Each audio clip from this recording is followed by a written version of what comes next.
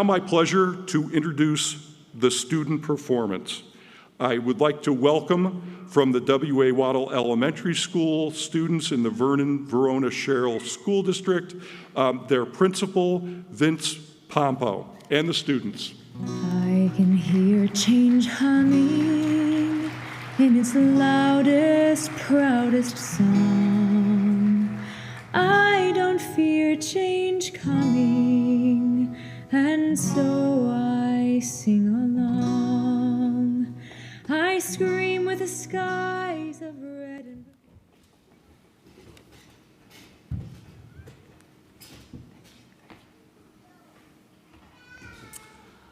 Good afternoon. I am proud to introduce 7 amazing Wettel Elementary students from the Vernon-Verona-Sherrill Central School District who will recite Martin Luther King Jr.'s I Have a Dream speech and Amanda Gorman's equally memorable speech, The Hill We Climb. These students were our top finalists from our recently held 8th annual Martin Luther King Jr. oratorical competition. Ladies and gentlemen, I present to you the students. 4th grade student Giovanni Sokolowski Fusco.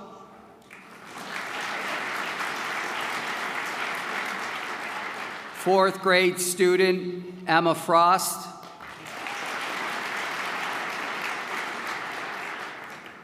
6th grade student Leah Van Landingham.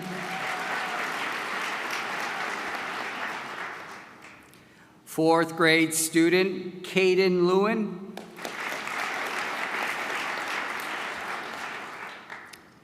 6th grade student Thomas Vermeulen.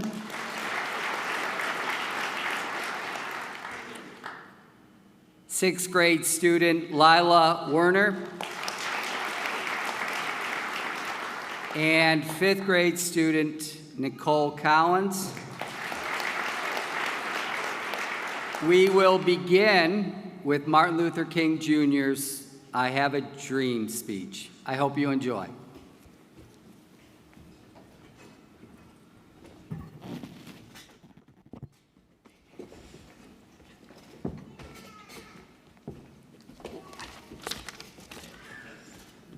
I am happy to join with you today in what will go down in history as the greatest demonstration for freedom in the history of our nation.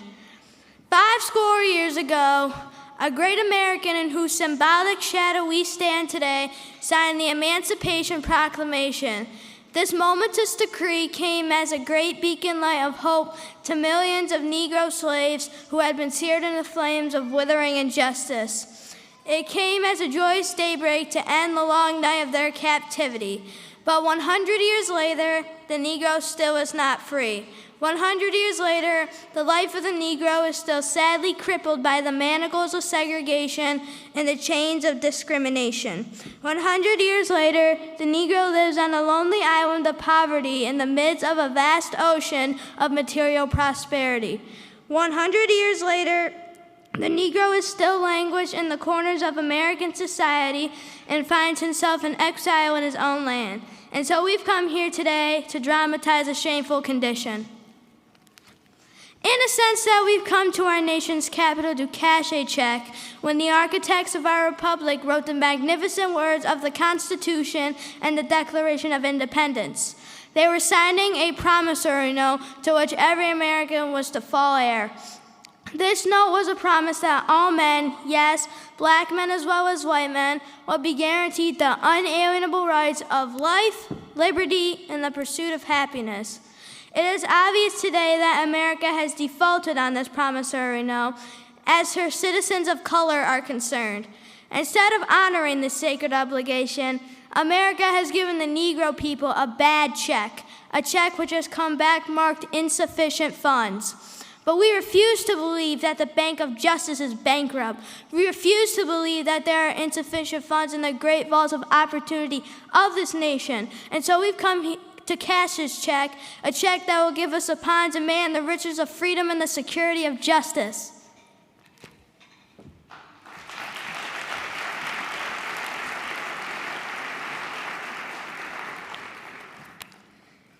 is the time to make real the promises of democracy. Now is the time to rise from the dark of desolate valley to the sunlit path of racial justice. Now is the time to lift our nation from the quicksand of racial injustice to the solid rock of brotherhood. Now is the time to make justice a reality for all of God's children. It would be fatal for the nation to overlook the urgency of the moment. This sweltering summer of the Negro's legitimate discontent will not pass until there is an invigorating autumn of freedom and equality. 1963 is not an end but a beginning. And those who hope that the Negroes need to blow off steam and now will be content will have a rude awakening. The nation returns to business as usual. And there will be neither rest nor tranquility in America until the Negro is granted his citizenship rights. The whirling winds of revolt will continue to shake our foundation of our nation until the bright day of justice emerges.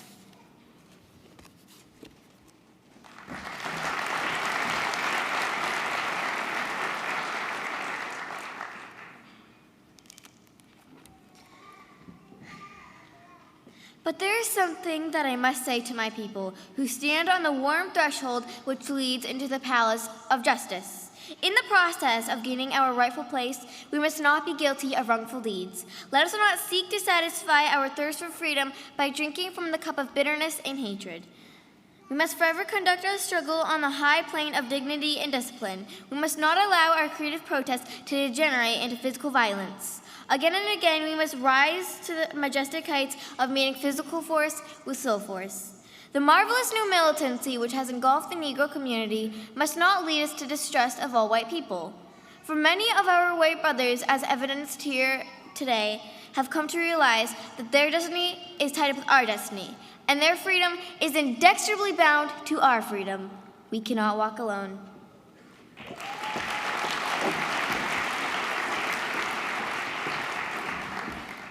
Let us not wallow in the valley of despair, I say to you today, my friends. And so even though we face the difficulties of today and tomorrow, I still have a dream. It is a dream deeply rooted in the American dream. I have a dream that one day this nation will rise up and live out the true meaning of its creed. We hold these truths to be self-evident, that all men are created equal. I have a dream that one day, on the red hills of Georgia, the sons of former slaves and the sons of former slave owners will be able to sit down at the table of brotherhood. I have a dream that one day, even in the state of Mississippi, a state sweltering with the heat of injustice, sweltering with the heat of oppression, will be transformed into an oasis of freedom and justice. I have a dream that one day, my 4 little children will one day live in a nation where they will not be judged by the color of their skin, but by the content of their character. I have a dream today.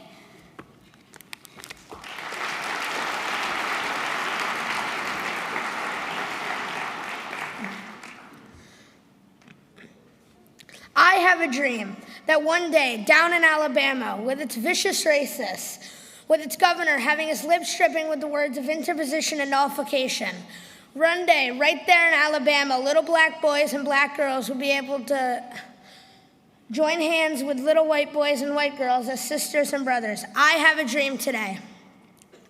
I have a dream that one day every valley should be exalted and every hill and mountain should be made low. The rough places will be made plain, and the crooked places will be made straight. And the glory of the Lord shall be revealed, and all flesh shall see it together. This is our hope, and this is the faith that I go back to the South with. With this faith, we will be able to hew out of the mountain of despair a stone of hope. With this faith, we'll be able to transform the jangling discords of our nation into a beautiful symphony of brotherhood. With this faith, we'll be able to work together, to pray together, to struggle together, to go to jail together, and to stand up for freedom together, knowing that we will be free one day. And this will be the day. This will be the day when all of God's children will be able to sing with new meaning. My country, 'tis of thee. Sweet land of liberty, of thee I sing.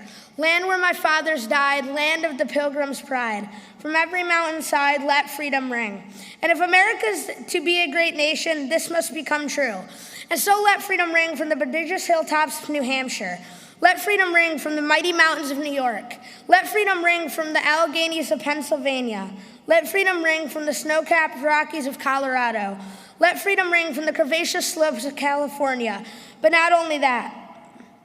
Let freedom ring from the Stone Mountain of Georgia. Let freedom ring from the Lookout Mountain of Tennessee. Let freedom ring from every hill and molehill of Mississippi. From every mountainside, let freedom ring. And when this happens, and when we allow freedom to ring, when we allow it to ring from every village and every hamlet, from every state and every city, we'll be able to speed up that day when all of God's children, black men and white men, Jews and Gentiles, Protestants and Catholics, will be able to join hands and sing in the words of the old Negro spiritual. Free at last, free at last. Thanks God Almighty, we are free at last.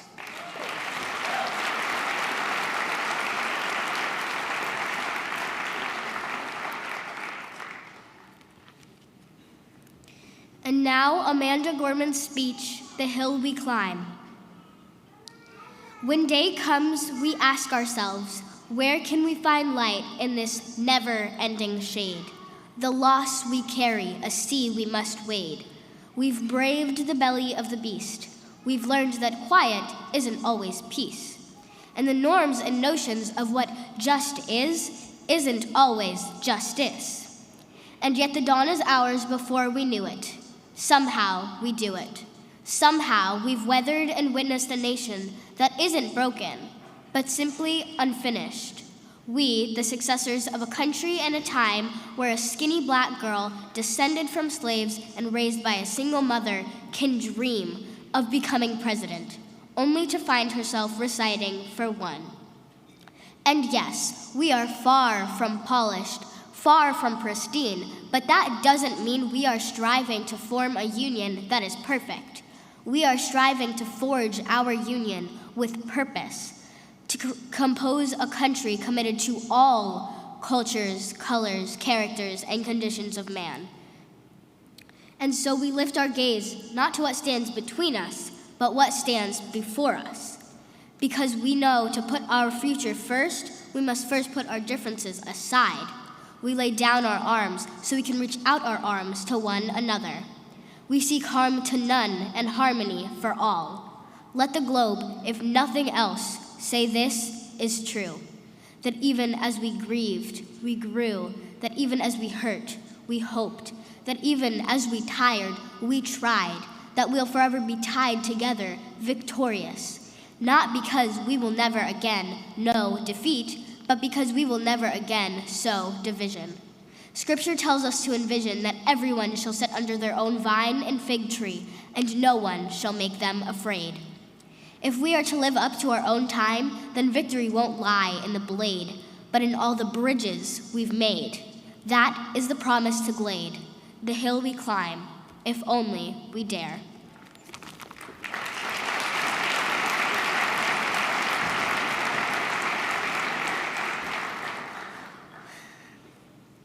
It's because being American is more than a pride we inherit. It's the past we step into and how we repair it. We've seen a force that would shatter our nation rather than share it, would destroy our country if it meant delaying democracy. And this effort very nearly succeeded. But while democracy can be periodically delayed, it can never be permanently defeated. In this truth, in this faith we trust, for while we have our eyes on the future, history has its eyes on us. This is the era of just redemption we feared at its inception. We did not feel prepared to be the heirs of such a terrifying hour, but within it, we found the power to author a new chapter, to offer hope and laughter to ourselves. So, while once we asked, how could we possibly prevail over catastrophe? Now we assert, How could catastrophe possibly prevail over us?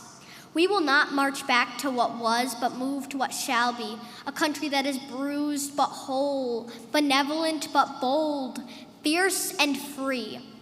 We will not be turned around or interrupted by intimidation, because we know our inaction and inertia will be the inheritance of the next generation, become the future. Our blunders become their burdens, but one thing is certain. If we merge mercy with might and might with right, then love becomes our legacy and change our children's birthright. So let us leave behind a country better than the one we were left. Every breath from my bronze-pounded chest, we will raise this wounded world into a wondrous one. We will rise from the golden hills of the West. We will rise from the wind-swept northeast where our forefathers first realized revolution. We will rise from the lake-rimmed cities of the Midwestern states. We will rise from the sun-baked South. We will rebuild, reconcile, and recover. In every known nook of our nation, in every corner called our country, our people diverse and beautiful will emerge battered and beautiful. When day comes, we step out of the shade of flame and unafraid. The new dawn balloons as we free it. For there is always light, if only we're brave enough to see it, if only we're brave enough to be it. Thank you.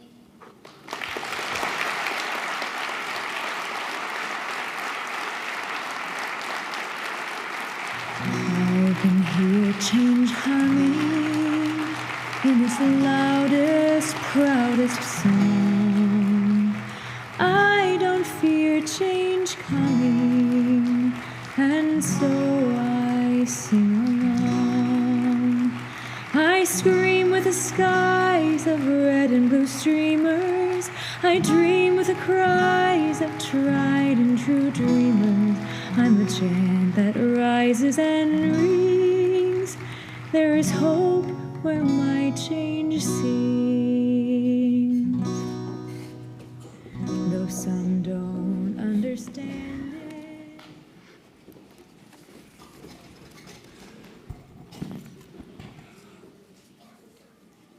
I hadn't heard those words in a long time, and I have to say that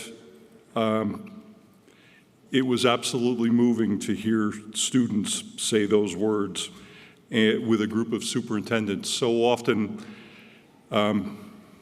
we as superintendents learn so much from our students, and being able to hear those words once again, I think in this time that we're in, was absolutely vitally important.